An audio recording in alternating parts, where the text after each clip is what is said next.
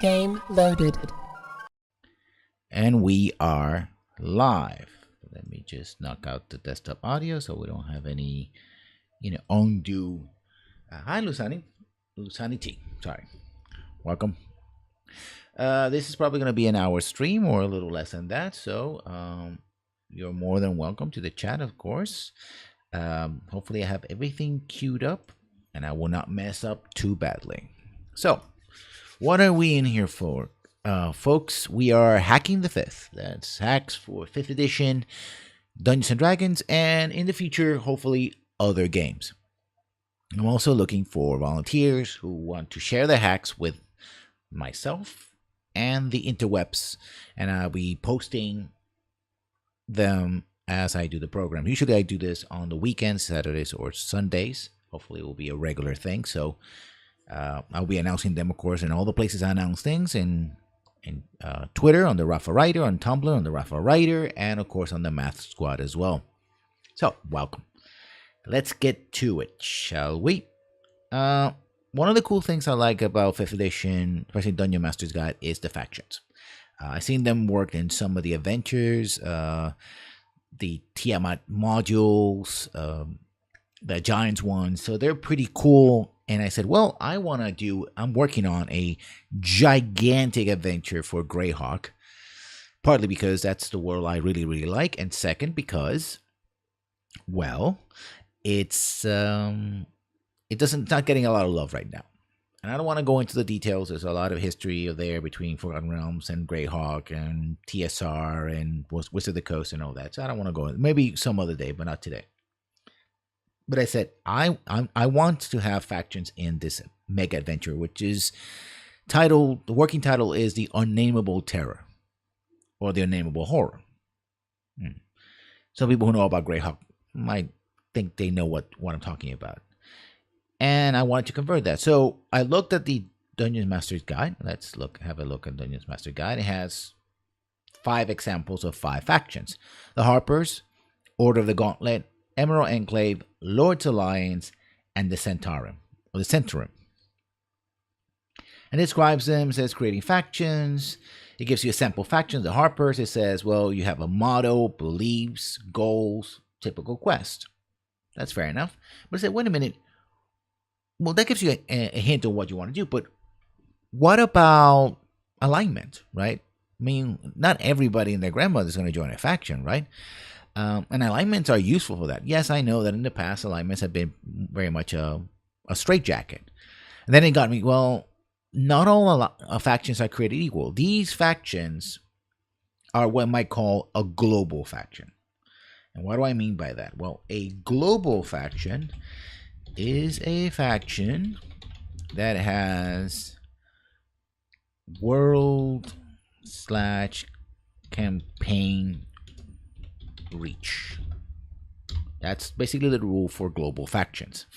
That is, a faction that is everywhere or almost everywhere in your campaign world.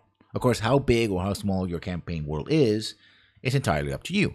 But these factions would be everywhere, at least have some kind of presence. That's by design. It makes sense that the typical Dungeons and Dragons player, being a bit murder hobo-y, would probably go places to murder and get treasure, and that's a hobo-y part of being murder hobo.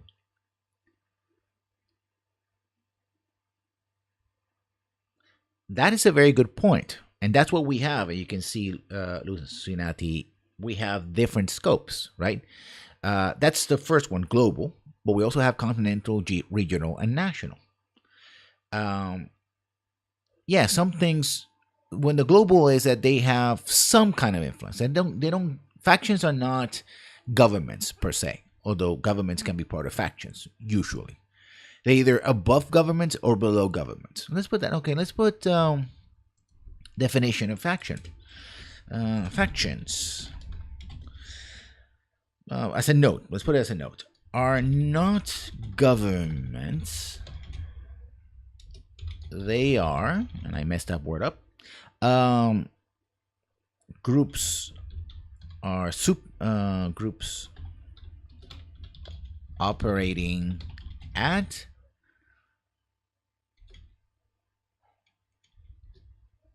beyond or or not off or below the national level. And by the way, nation could be a city state, by the way. So it could be a big empire or it could be a city state. So again, it all depends on your campaign. That's why I'm putting these scope things like a global reach. Again, doesn't have to be something that reaches some. I would say the Harpers are, for example, where you find them across Faerun, right? They are a good example of a global, at least for the campaign. Well, no, there are very few factions that are truly global, but you can have them. I think I can foresee some factions because giving you the example from Greyhawk. I'm going to read it here because I don't have the thing queued up. You have the Circle of Eight.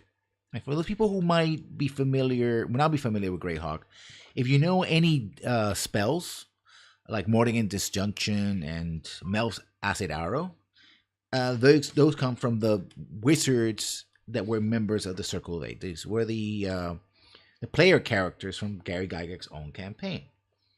And let's read a little bit of the. I'm using the Living Greyhawk Gazetteer from 3rd edition Dungeons and Dragons. Chapter 6, Power Groups, which sounds very much like factions. The group's influence reaches across the Baklunish West to the Solar Ocean, though its secretive methods ensure that few know the extent of its administrations. In other words, because they're magicians and a lot of them are high-level mages, I would say they have global reach. They don't control everything, but they probably are looking at many things around the world. Second one, I think continental. And I'm talking about the Harpers. Example, Harpers. It is a faction that has a presence across a continent. Simple enough. Again, presence doesn't necessarily mean domination or control. They may or may not. Factions necessarily control a country. Some of them are a country, some of them are not. It depends on what you want to do. But this one is, again, have a presence. Like the Harpers usually find themselves in the Forgotten Realms from the Sea of Inner Stars, which is at the east, all the way to the Sword Coast.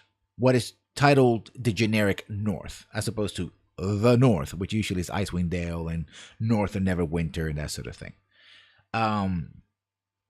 They have a wide reach, and it usually is the factions you would see. So, okay, I'm going to put global, an example, Order of the Eight, Greyhawk. So you guys know, right? And that is very important. Now, we're now going back down the food chain that Lucinati, if I'm saying that wrong, please excuse me. We're going to regional. Regional is one or more nations, right? Again, using the example of Forgotten Realms, which most people probably know if they're playing 5th edition, I would say the Sword Coast, right? A faction that, like the Lord's Alliance, which has a reach from, say, Waterdeep, or even south of that, Baldur's Gate to Neverwinter, those areas, right? They may have some agents out east, etc., but for the most part, they concentrate on a region. Beyond nations, definitely, or in this case, city-states. But so, example, the Lord's Alliance.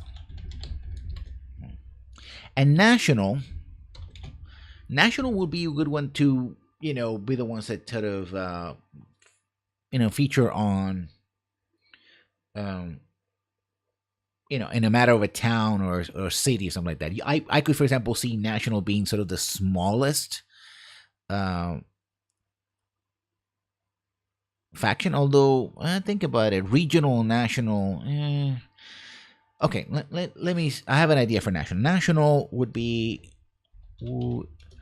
a faction whose reach lies is tied with the interest of a given nation, and whose presence lies within the territorial political reach of that nation. So if you're doing something like your entire campaign is say in a city state, right? Take Waterdeep, take Greyhawk. It's all about doing a Blades in the Dark kind of situation. But in DnD, for example, we're just acting in one city. Then yeah, the national faction would be like you have a political parties, you would have criminal groups, that sort of thing. The other reason why I'm setting this up in scope is that, again, in the DMG, they just talk about essentially continental, perhaps regional factions, very big factions in order to accommodate the players wherever they go. But sometimes you want sub factions, right? And you want adversarial factions. Maybe you want to reward players with knowing a specific faction. Let's queue up the faction here. Renowned with a smaller faction. Like, I'm working on my campaign, and the factions that I'm working on, already said, let me just set up the ones that I want, and I think it shows you why I chose these levels. We have the Circle of Eight, is one of them, which are the big mages that they fight for neutrality. Okay. Factions, and the Unnameable Terror. And that probably has very few letters. Nameable Terror.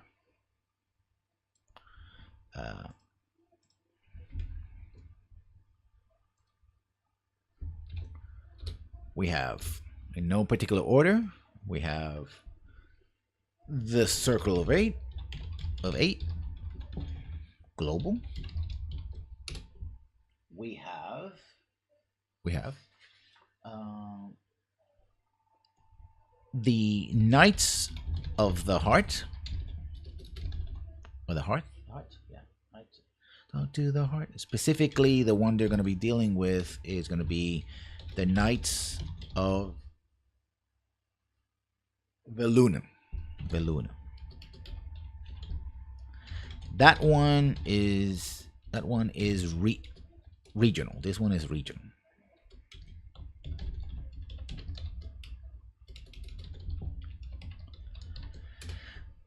Third faction is another knighthood.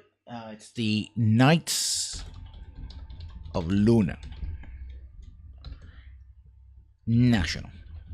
Why? Because the Knights of Luna, they're an offshoot of a political offshoot of Selene, which is the main elven nation in Greyhawk, named for the Loon of Selene, which is one of the two moons in the world.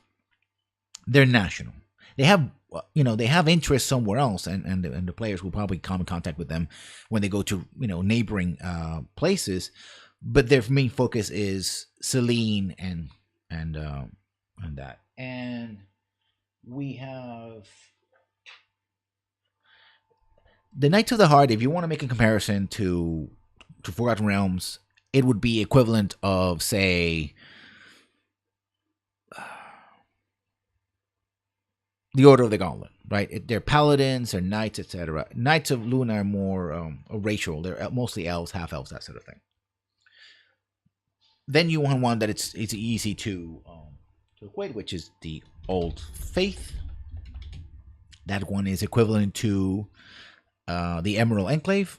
I would say that they're tied to Beori, which is and other Earth deities, but Beori is literally the deity of Earth, which is the globe in which they inhabit. So I think at least it will be continental. Let's put them as continental, at least.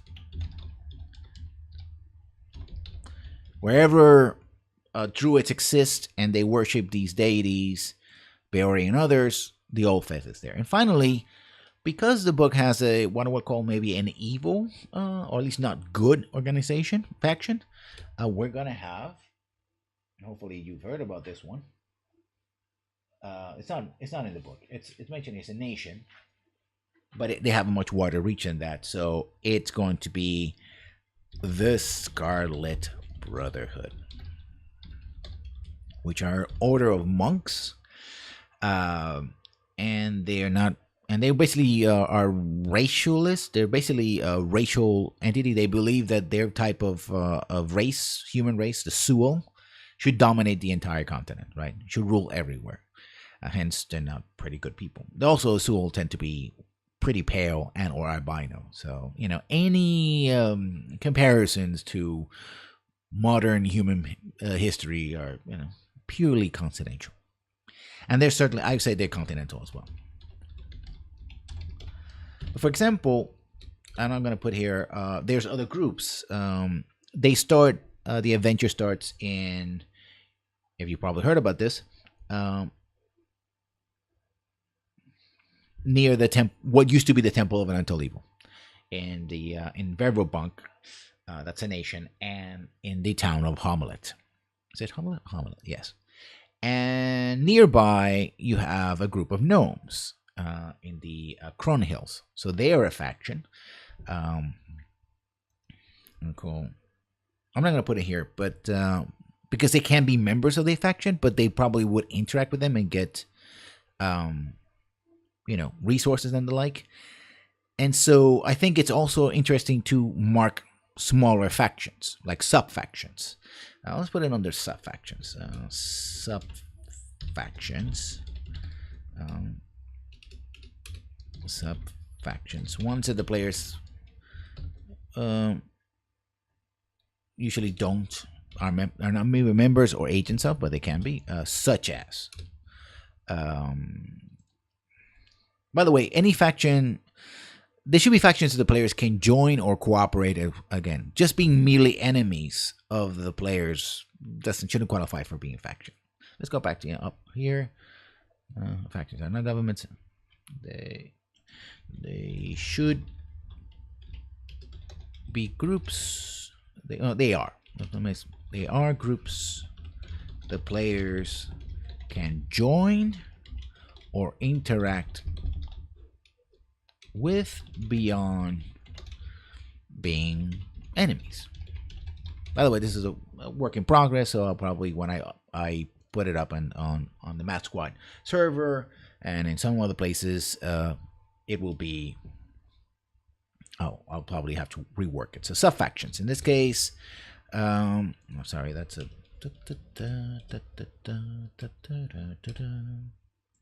you have the gnomes of the Kron Hills.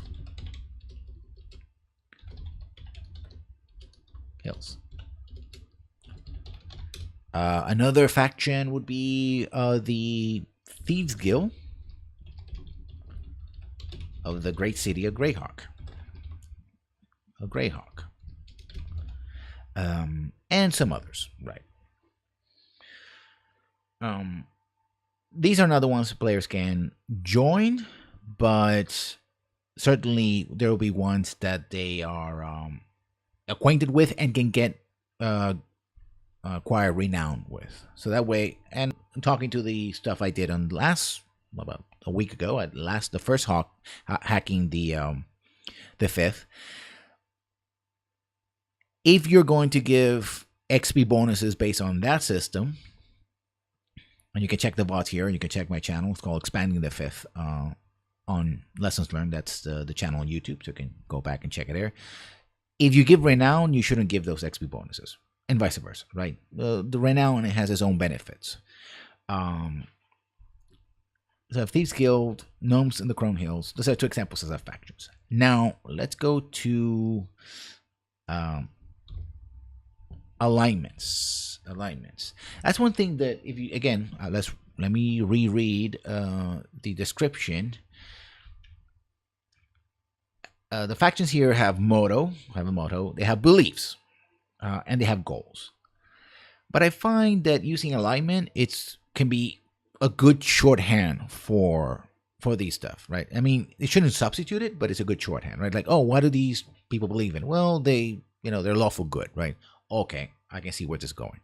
Of course, alignments depend on what your group in your table agrees alignments are there for. You got to be careful with that. Different groups will have different definitions or be more varied. But I'm basically going to use the sort of cleric approach, the approach to alignment and their deities, in that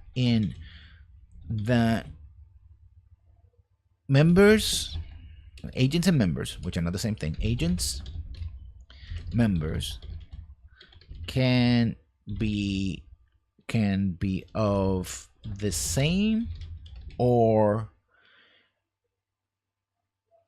same alignment, or alignments that are one step removed from the factions alignment. Factions alignment. What do I mean by that? I mean that I keep messing this word up. For example, let me give you the example. Let's say that you have an entity that is lawful good. So we put lawful good in sort of the middle, right? That's the core alignment of the group. Most people in the group, the idea of the group itself, etc., are lawful good. It can be whatever you want in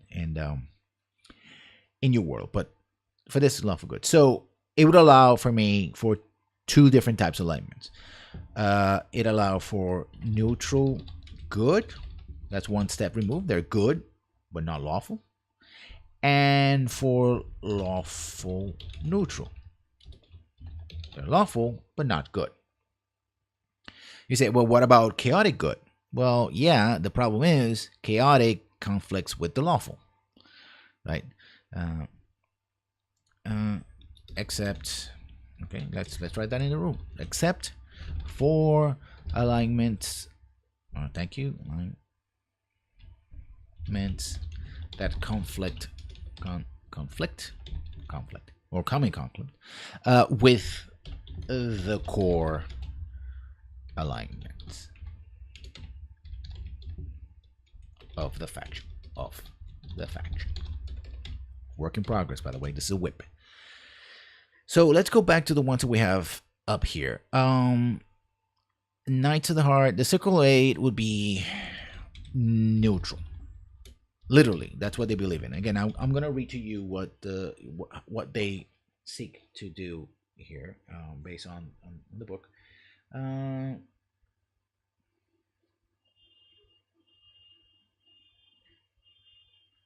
Mordecai, you might have heard of him. He's a very famous wizard in DnD.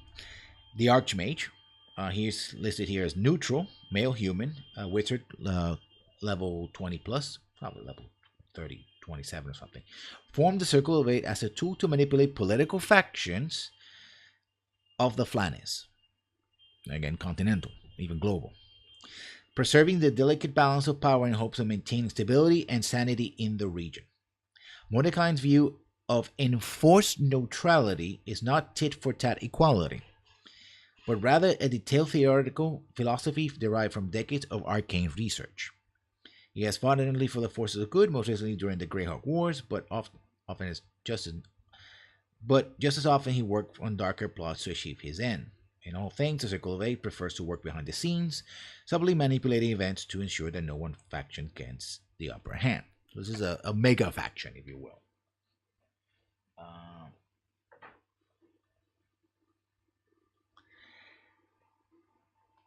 A Circle of Eight will, I suppose, it will be all neutral. Because they're truly neutral, they could have more, allow for more steps, right?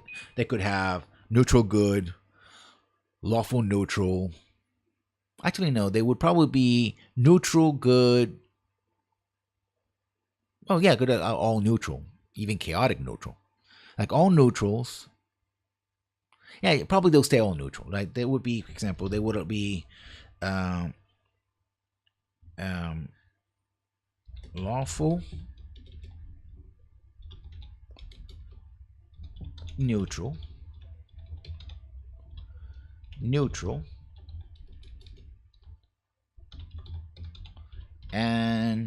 chaotic.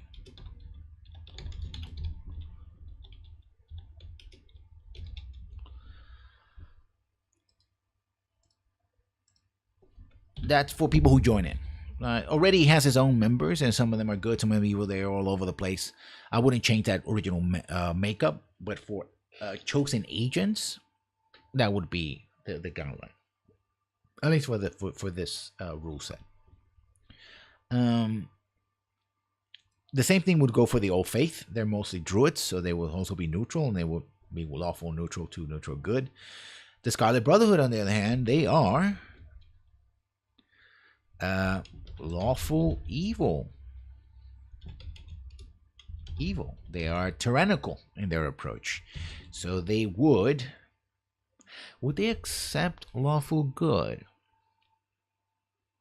Oh, that conflict with evil, so they would probably accept lawful neutral.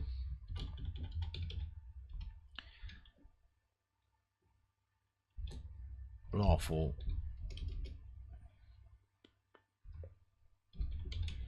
evil and new evil. See, 3 steps. Pretty easy. What else?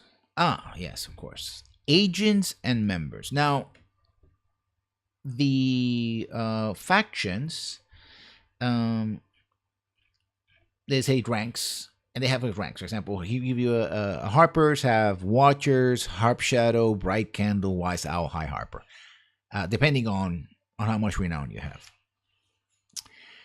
The thing about it is, in some cases, at least in the ones that I'm working with, the thing about it is, I think there's a difference, right? There's a difference. I think many factions would like to have as many different types of agents as possible, even though their official ranks would not allow it.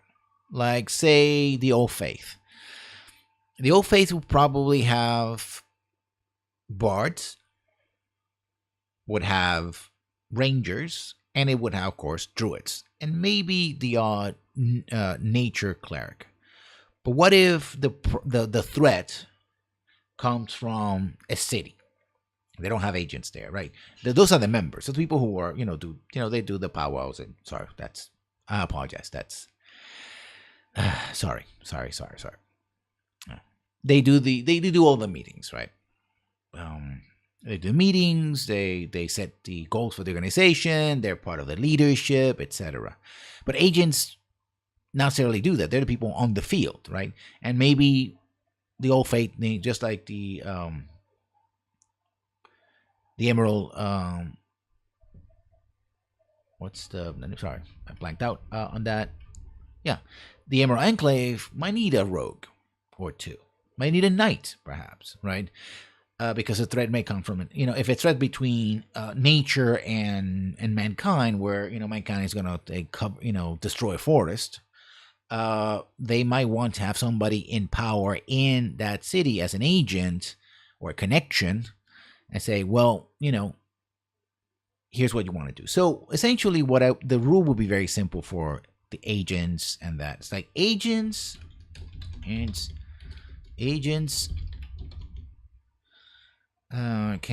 must follow alignment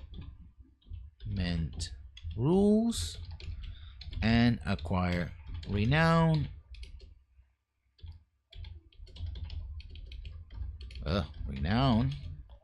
But do not acquire titles.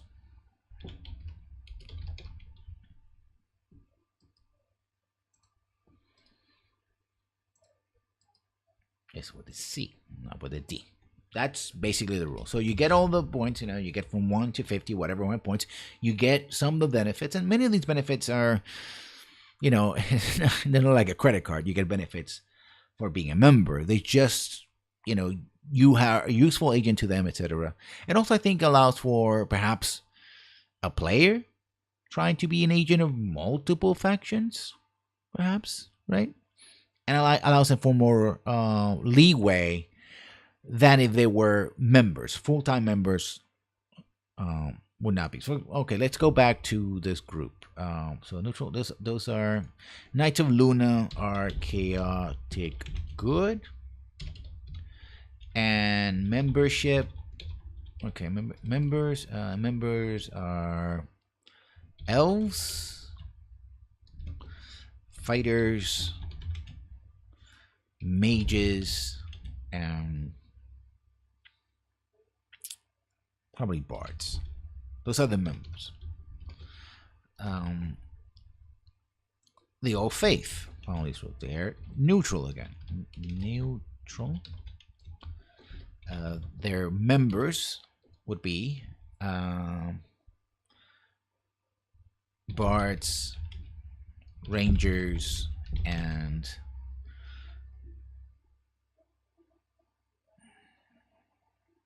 of course, druids. Scarlet Brotherhood, the members would be monks, rogues, and let me check something else here. I have to check on the nation of the Scarlet Brotherhood.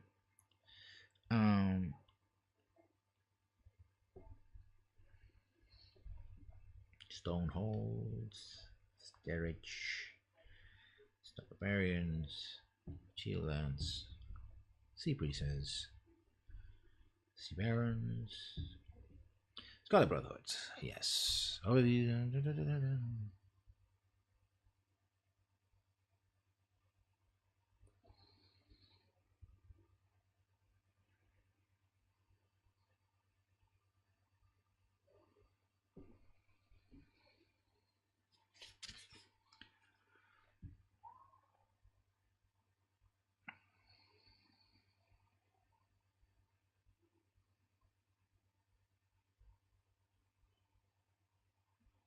Assassin, thieves, and monks. So we have monks and rogues, basically. No wizards or monks, because monks can be assassins. Assassins. Again, I messed up that word. Knights of the Heart, with members would be fighters, as a form of knights, paladins, and clerics. Circle of Eight members would be mages, wizards. Wizard needs food, rambling. Wizards. Why am I capitalizing this? Okay. Another group, another sub faction. I was checking the book, and let's have that as well. The Gnarly Rangers, which are Gnarly Rangers, and no, it's never mind. I'm gonna make an awful joke about that. The Gnarly Rangers are rangers of a specific force called the Gnarly that links a couple of cities, including Selene and Nation, Selene, Greyhawk, and Divers. That's a very important region in the Sus 4 and that sort of thing. So, to recap, creating new factions. Factions are not governments. They are groups operating at, beyond, or below the national level. They are groups that players can join or interact with beyond being simple enemies. So, less mortal harboring, more something else. Scope, the rule for scope. We have 4 titles: global, continental, regional, and national.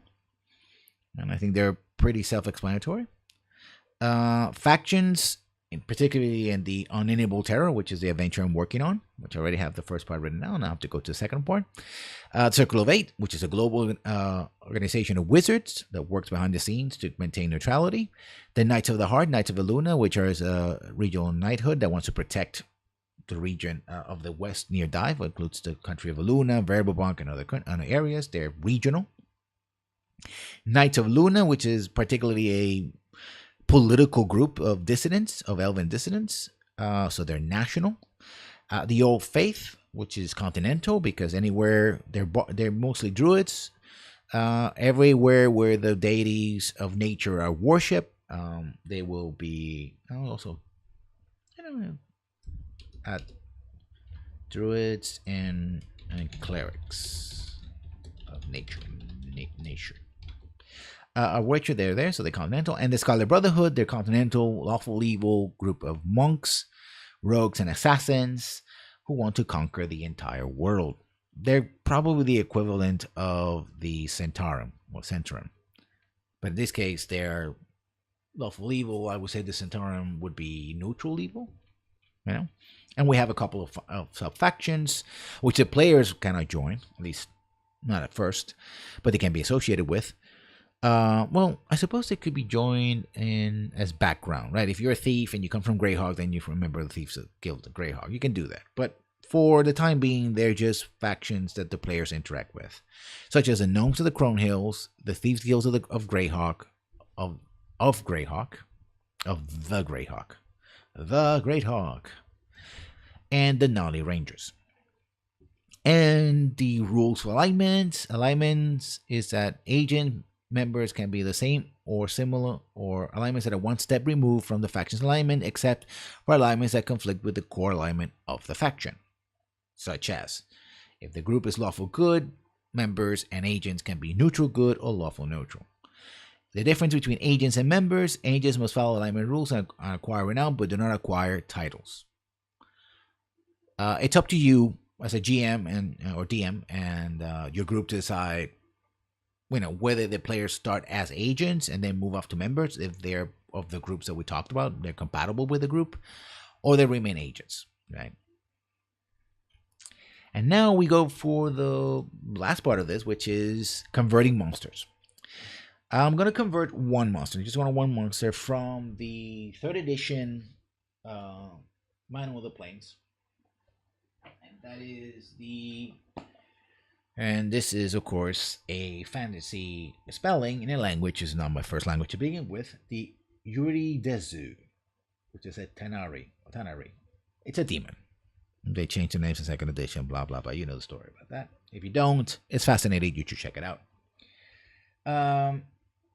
It's a pretty weak monster. The CR given here for, relatively weak for a demon, that is. Is challenge rating 6, but that of course is under 3rd edition rules. So let us look at 5th edition rules and see what the guidelines are. So we leave the DMG behind and we go to the conversion rules. Let me read to you the conversion rules as stated for 3rd edition. In 3rd edition, you can use monster statistics included in an adventure as a guide. Monster distribution in this edition is fairly close to the distribution in 5th edition. As in early editions, such creatures often deal lower damage and have fewer hit points than their 5th edition counterparts. Most statistics in 3rd edition include the creature's ability scores. Use the following parameters. Parameter number 1, or first bullet point. And I hope, Lusanati, that I'm not bored, that I haven't bored you with all this talking, and you're still with us, as well as others who are lurking in the chat. Armor class can be an average of touch AC and actual AC, or 20% lower than the 3rd edition. The upper limit is 22. Okay, let's look. Okay, now I'm going to read them through all, and then I'll look through the book. Attack rolls modifiers are the appropriate ability score modifier plus 3. Okay. Saving throws DCs are 10 plus the appropriate ability score modifier, so they're probably much lower than what we have. If a creature has to make a check or saving throw, use its ability score modifier, granted a plus 3 bonus. If it should be on a good at that roll. Spells, treasure. Okay, we're not going to touch that. So let us write it up, shall we? Yuredesu. I don't know if it's Japanese or not, but it doesn't say anything about the hit points. So we're going to keep the hit points the same. The initiative, let's look at the stats, abilities. It has dexterity 17, so it keeps its initiative of plus 3. In the original, it says its speed is 40 feet. We're not going to touch that. Armor class is 15, which is dexterity plus 3 and plus 2 natural. According to the rule, armor class can be neither touch AC and actual AC or 20% lower than the third edition. The upper limit is 22. So we're going to take out the natural armor class. So let's start writing it up, shall we? That's the first change. Hit points. Hit points. Points. Well, I'm just going to put the average here. 38 HP. Well, I think they're higher. Right? HP and in 5th edition tends to be a little bit higher, but we're going to keep it this way. Initiative is the same at +3 because that's what it's Dex bonus. Let's put Dex 17. We know where that comes from. Armor class. I don't want the armor class to be too low, so we're just gonna we're gonna take out the natural armor class and just stick it with the base armor class. So it's gonna be armor class 13, which for those who don't know how to calculate is 10 plus Dex bonus, which in this case would be just like initiative. It's a Dex of 17, gives us 17 Dex bonus. I'll put it down. Okay. Attacks. It has multiple attacks. There's 2 claw and 1 tail slap. Okay, what says to attack bonus? Attack roll modifiers are the appropriate ability score +3. And these are melee attacks. It has strength of 13, so it'll be a +4. They're gonna keep the number of attacks. Attacks, multi-attack, multi-attack, 2 claw plus 2 claws at will be +4. Bite at +4. It has a tail slap, 10 plus 5. It's range, but because the monster already has damage reduction, it can take half damage from all normal weapons, as well as a special ability. It also has the immunity to poison, electricity. I'm going to keep that, and it also has rat empathy and spell-like abilities. I don't know if I want to keep those. It has a paralysis bite, and I want to keep it a literally low-level monster, lower CR. I'm not gonna include the tail. I mean, it's already 3 attacks, but unlike 5th edition, I'm going to keep the damages. I'm just going to up the damage by 1 die. Instead of adding an extra die, I'm just going to add more. So here comes it, +4. So that's what they do. Damage. Bite. Claws. We'll do +1 d6. Oh no, what's it? D6 +1. No, not 1d1. Ugh. D6 +1. And the bite will do 1d8. D8 +1. It's already a pretty tough monster because of the the special qualities that it has. Special qualities. Okay. Immunities. I'm gonna keep those. Let's put it resistance as opposed to immunity.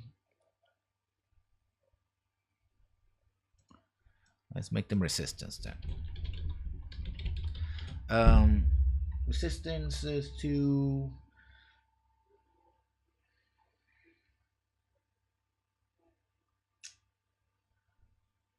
acid, cold, and fire resistance. Acid, cold, fire. I mean, that's a lot. I mean, it takes half damage from those. So, I mean, most most characters at 5th to 6th level, between 3rd to 5th level, that's probably the most they can do. The most powerful attacks. Maybe have a fireball, something that can go shrug half of the damage. And has dexterity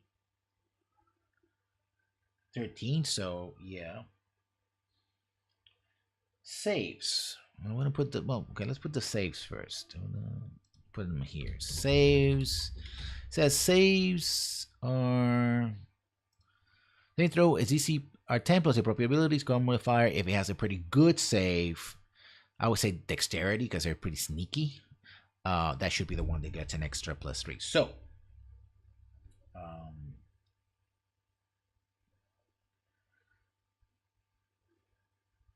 just okay. We know the dex, so let's put the stats here, and that should give us the saves right off the bat. The stats are strength 13. That's a +1. Dex 17, so that's a +3. Con 13, that's a +1. Yeah, I think it should have a higher con. I'm gonna higher con because this creature lives in filth and it's a demon, so yeah, they live in filth with rats and stuff like that in subterranean places. So it's intelligence. It has intelligence of 8, but I'm gonna put it at 10 because this needs to be a very crafty creature. Doesn't give him a bonus, but doesn't give him a penalty either. Wisdom. Oh well. Okay, it has wisdom. Wow, it's 14. 14, so that's +2. That's just +2 there. And charisma 14. So yeah, it's a +2 as well. So I'm gonna put the save that I really want. The save that is important, which would be dexterity. Save dexterity D. That's +3. And it should be a good roll. Yeah, so let's make it at +6. That should be the one.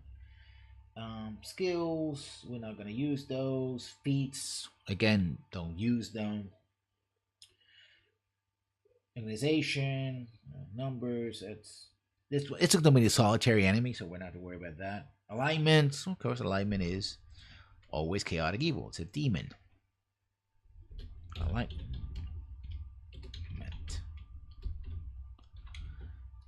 Chaotic evil. Not neutral, nothing like that. And what else? Okay, let's go back to the rules a second. Monster group spells. Use in place matching spells for the 5th edition. You can assign spellcasters cantrips, but doing so is optional. 3rd edition. Such. It has spells, but the spells that it has: Darkness, Desecrate, Detect Good, Unholy Light. Yeah, this seems pretty powerful. I don't.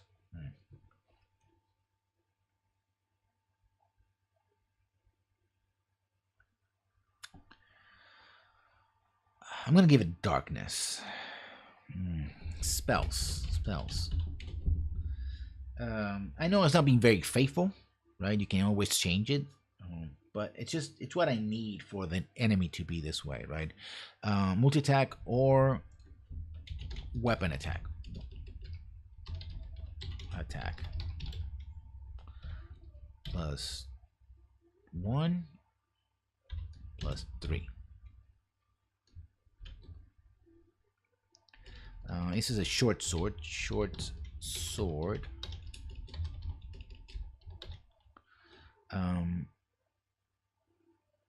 This particular sword, the one I'm going to use in adventure is magical. So, but I'm just going to use it as a +3 because dexterity and damage, weapon damage, short sword, 1d6 +3. It doesn't have a multi attack with short sword, but will have 2 attacks, a bite and the shorter attack. Gesture standard. Okay, anything else? It does have So let's give it darkness. Darkness as a spell. Um, that should be, and the DC for that should be DC 8 plus their ability. It's DC 8. Well, that's pretty low. Let me check. I think it's DC 10.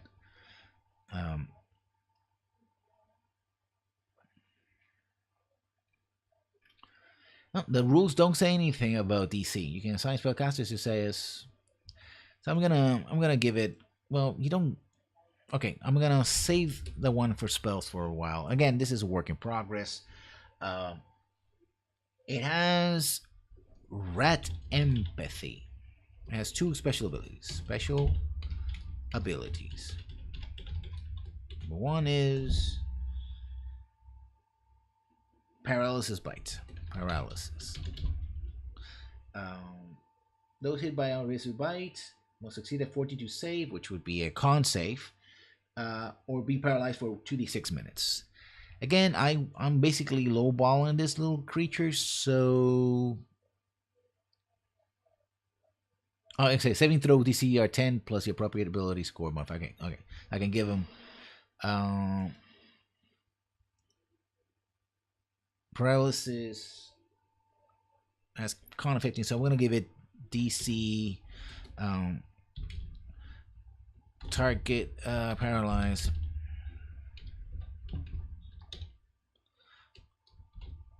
on a successful bite. Target is paralyzed. Unless if it fails, if it fails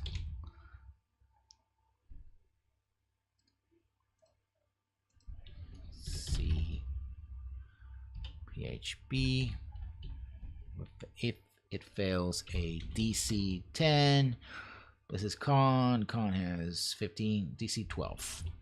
DC 12, okay. And the other ability is rat empathy. Let's say summon um, 1d4 large rats, huge rats. C DMG. That's pretty straightforward, right? You can adjust these values for the specific adventure in this case, because this particular monster is going to be a mini boss for the player, so I might up or down, adjust the values. It's going to be a very specific monster. I don't have the name for it yet. Chad, do you have any ideas how a wicked rat fiend, a rat-like demon? Well, would it be a good name for it?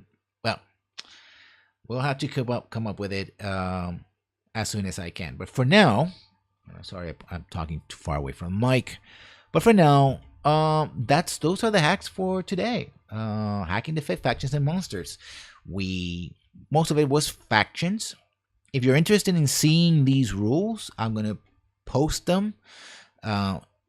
Of course, they're here in VODs and Twitch, and they will be also on my YouTube channel under Expanding the 5th, because apparently the YouTube algorithms don't like it when you use words like hack for some reason. Sorry. And so that's what we have there. And also there's going to be a link to the Google Doc document for this particular hack or hacks. If you want your hacks to be showcased on this show, just send me a private message to Twitch. You can send me a private message at Rafa Writer. That's my both my Tumblr and my Twitter account. Please send a message there. Please send a short description of the hack, a link to the Google Doc document, and your username or the name you want to be known for. So I like to thank everybody on chat for showing up. Lusanati, thank you for your contributions, and everyone else. And as always, if you like this or any video on my channel or channels, you can please comment and subscribe. And I'll see you when I see you. Have a very good day, evening, or night.